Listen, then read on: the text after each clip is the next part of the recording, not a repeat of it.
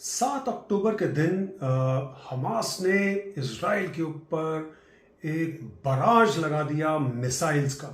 जी हाँ, अगर हमास की बात माने तो उन्होंने 20 मिनट में लगभग 5,000 मिसाइल्स इज़राइल के ऊपर दागी।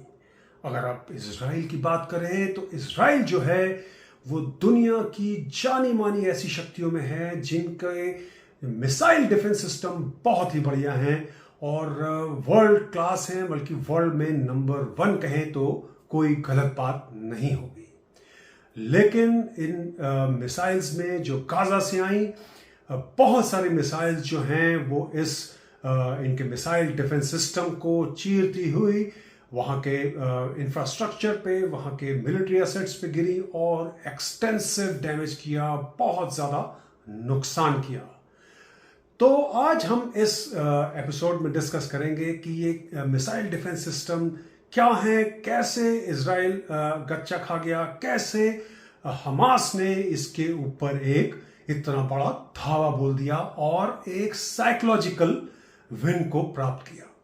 नमस्कार शिष्टाचार, मैं हूं commander Sandeep Dhawan. Welcome to insightful knowledge.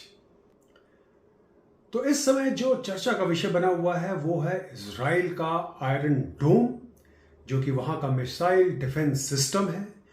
और ये $1 बिलियन सिस्टम हमास ने, जो कि जिसको कहेंगे कि एक रैग टैग आर्मी है, उसने उसको पछाड़ दिया। कैसे पछाड़ा, लेट अस सी। तो 7 अक्टूबर को सुबह सुबह हमास के हिसाब से उन्होंने 20 मिनट में 5,000 मिसाइल्स दागी इजराइल के ऊपर, जबकि जो इजरायली मिनिस्ट्री ऑफ डिफेंस है वो कहती है कि 2,200 मिसाइल्स दागी गई। बहरहाल नंबर जो भी हो, इसने उनके जो मिसाइल डिफेंस सिस्टम थे उनको सैचुरेट कर दिया, क्योंकि इजराइल में जो आयरन डोम्स जो हैं ये केवल 10 लगाए गए हैं और ये 10 जो हैं सफिशिएंट नहीं थे इतने बड़े नंबर को असेस करने में और उसको डिस्ट्रॉय करने में। तो पहले देखते हैं कि ये आयरन डोम काम कैसे करता है और उनके पास और कौन कौन से अलग अलग सिस्टम्स हैं। तो कोई भी डिफेंस सिस्टम ले लीजिए, ये केवल आयरन डोम ही नहीं है। तो उसका जो मेन 3 कंपोनेंट्स उसमें होते हैं। एक जो फर्स्ट जो कंपोनेंट होता है वो होता है रेडार, जो कि डिटेक्ट करता है इनकमिंग मिसाइल को। फिर उसके बाद ये ट्रैक करना शुरू कर देता है। अब जो आयरन डोम है इसकी जो रेंज है 4 से 70 किलोमीटर की है। इसका मतलब कि मिनिमम रेंज 4 किलोमीटर तक ये ट्रैक कर सकता है और 70 किलोमीटर से ट्रैक करना शुरू कर देता है। इसको जो इजराइल की कंपनी राफेल ने बनाया इजराइल में, और उसी को ही यूएसए में राइथन कंपनी करके है, वो उसको यूएसए में बनाती है। अब एक बार जब रेडार ने ऑब्जेक्ट को डिटेक्ट कर लिया और उसको असेस किया कि ये एक थ्रेट है, तो ये इंफॉर्मेशन जो है उसके बाद आगे पास ऑन की जाती है। तो सेकंड कंपोनेंट इसमें आ जाता है, वो है कमांड एंड कंट्रोल सेंटर। तो जो कमांड कंट्रोल सेंटर है ये उसके बाद असेस करता है इस पूरे सिनेरियो को। अब इसमें आपको मैं बता दूं, टाइम बहुत ही लिमिटेड होता है कि अगर एक मिसाइल 3,600 किलोमीटर पर आवर की स्पीड से आ रही है तो पूरे सिस्टम को एक्टिवेट होकर ट्रैक करके और उसको असेस करके डिस्ट्रॉय करने के लिए केवल 1 मिनट अवेलेबल होता है। और आयरन डोम जो है ये केवल सब सोनिक मिसाइल्स को ही ट्रैक कर सकता है।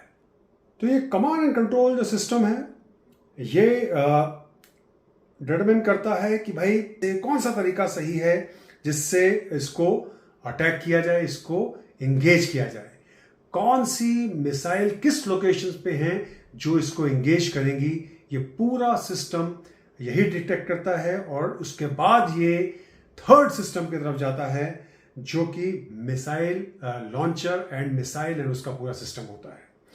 तो वो उसके बाद मिसाइल लॉन्च होती है और जो आयरन डोम में जो है ये सुपरसोनिक मिसाइल्स हैं और ये हीट सीकिंग सेंसर्स के साथ हैं। तो ये सारे सेंसर्स जो हैं ये मिसाइल को गाइड करते रहते हैं, रास्ते में अगर चेंज होते हैं तो वो करते रहते हैं, सो दैट ये जो इनकमिंग मिसाइल है उसी तरफ बढ़ती रहे।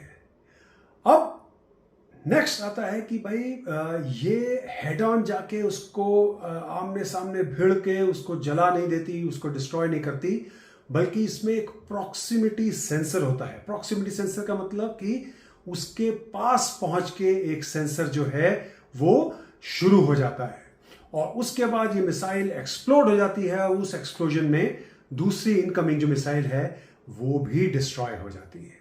तो ये 3 कंपोनेंट जो है मेजर, ये बनाते हैं पूरा मिसाइल डिफेंस सिस्टम। इससे पहले मैं आगे जाऊं तो आपको ये बता दूं कि वर्ल्ड में कोई भी ऐसा मिसाइल डिफेंस सिस्टम नहीं है जो कि इस तरह के वार को झेल सके, डिटेक्ट कर सके, डिस्ट्रॉय कर सके। फिर इजराइल के पास जो दूसरे सिस्टम हैं वो हैं डेविड स्लिंग। ये defence against short range ballistic missiles, large calibrated rockets and cruise missiles के लिए यूज होता है। फिर है एरो 3 जो कि defence against medium range ballistic missiles में यूज होता है। तो अब मैं दिखा रहा हूं आपको स्क्रीन पे कि अलग अलग तरह की जो हमास के पास जो मिसाइल्स हैं उनका दर्शन, और उसके बाद देखिए आप कि इजराइल के पास कौन कौन सी मिसाइल्स हैं और उनकी क्या रेंजेस हैं। अब अगर इजराइल का जो मिसाइल डिफेंस सिस्टम है इसका एक्यूरेसी रेट जो है, इंटरसेप्शन रेट जो है बिटवीन 90 to 96% है, जो कि बहुत हाई है। तो ये काफ़ी इम्प्रूवमेंट हो रहा है इनके सिस्टम्स में, लेकिन साथ साथ ही हमास के भी सिस्टम जो हैं वो इम्प्रूव करते रहे हैं। अगर उनके 2012 में हिट रेट जो था 22% था, तो 2021 में ये 50% पहुंच गया है। अब देखिए आप इजराइल की जो मिसाइल्स हैं उनकी रेंज, और अब आप देखिए गाजा की जो मिसाइल्स हैं वो कहां कहां तक इजराइल में पहुंच सकती हैं। तो अब वापस आते हैं हम आयरन डोम की तरफ और बात करते हैं। तो हर आयरन डोम में करीब 60 to 80 मिसाइल्स होती हैं। जैसे मैंने आपको पहले बताया कि इजराइल के पास केवल 10 आयरन डोम हैं जो इस समय लगे हुए हैं, और 10 आयरन डोम का मतलब हो गया कि उनके पास 600 to 800 ही इंटरसेप्ट मिसाइल्स हैं। तो वो उन्हीं मिसाइल्स को या थोड़ी सी उससे ज़्यादा ही रोक सकते हैं। तो अगर नंबर जिस तरह का चल रहा है कि 2200 से लेकर 5000 तक के मिसाइल्स, तो इजराइल के पास कोई भी ऐसा तरीका नहीं है जो कि उस मिसाइल इनकमिंग मिसाइल्स को कंप्लीटली डिस्ट्रॉय कर सके। दूसरी चीज आती है कॉस्ट की। तो जो तामीर मिसाइल जो इस पूरे सिस्टम में यूज होती है, हर मिसाइल की कॉस्ट है $60,000। जी हाँ, जो बहुत बड़ी एक रकम है। और जबकि जो हमास जो अटैक में मिसाइल्स यूज कर रहा है, एक एक मिसाइल केवल $600 की होती है। इसका मतलब एक तामीर मिसाइल के बदले में हमास जो है 100 मिसाइल्स खरीद सकता है। तो अगर आप फिर से कैलकुलेशन करें कि अगर इजराइल सारी अपनी मिसाइल्स लॉन्च कर देता है तो $48 मिलियन का खर्चा आता है, जबकि 5000 मिसाइल्स अगर जो हमास कह रहा है इन्होंने लॉन्च की हैं वो केवल $3 मिलियन में आ जाती हैं। तो इतना बड़ा गैप है, इतना बड़ा डिफरेंस है दोनों की कॉस्ट ऑफ ऑपरेटिंग। तो ये पूरी घटना ने पूरे विश्व में हड़कंप मचा दिया है। स्पेशली जो डिफेंस के दायरे हैं, वहाँ के जो ऑफिशियल्स हैं, कि अगर इस तरह का काम एक छोटी मोटी रैगटैग फोर्स कर सकती है इजराइल के अगेंस्ट, तो ये बाकी जगह क्यों नहीं हो सकता। तो अगर ये बाकी जगह हो गया तो इससे कैसे बचा जाएगा, क्योंकि ये बहुत बड़ी एक समस्या है कि आपने बिलियंस एंड बिलियंस डॉलर्स खर्च कर दिए अपने मिसाइल डिफेंस सिस्टम में, लेकिन अगर उसको ओवरवेल्म कर दिया, उसको ब्लाइंड कर दिया हजारों मिसाइल्स दाग के, तो वो एक बहुत चिंता का विषय बन जाता है। तो इसमें जो स्पेशली इंडियन जो फोर्सेस हैं उनके लिए मेरी एडवाइस ये है कि आप इजाद करिए, आप ढूंढिए ऐसी मिसाइल सिस्टम्स, ऐसी मिसाइल्स जो कि चीप प्रोडक्शन हो उनका, जो उनकी कॉस्ट काफ़ी कम हो।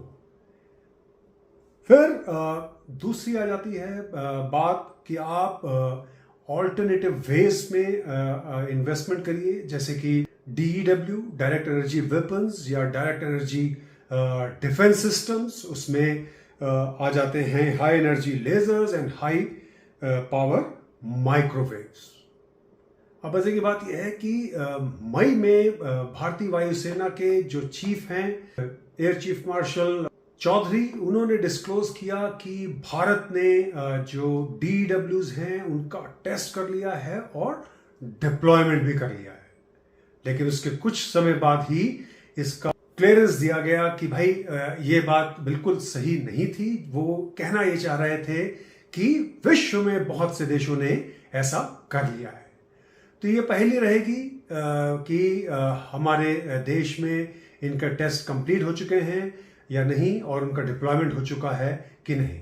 बहरहाल ये मैं आपको बिल्कुल कंफर्मेशन के साथ बता सकता हूं कि भारत में भी दोनों तरह के DEWs पे काम चल रहा है और बहुत तेजी से चल रहा है, और कम से कम 300 मेगावाट के DEWs पे काम चल रहा है, क्योंकि ये एक अनलिमिटेड सोर्स ऑफ एनर्जी है जो कि अनलिमिटेड नंबर ऑफ टारगेट्स को डिस्ट्रॉय कर सकती है। इसमें कोई मिसाइल नहीं जाती है।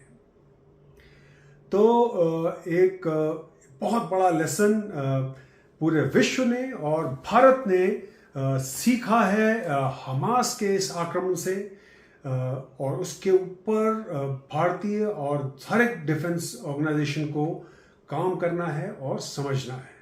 तो ये था एक इस पूरे मिसाइल डिफेंस सिस्टम के ऊपर एक छोटा सा कैप्सूल। आई होप ये आपको थोड़ा समझ में आया हो और आपने एंजॉय किया हो। So thank you so much for watching. नमस्कार, सत श्री अकाल। मैं हूं कमांडर संदीप धवन।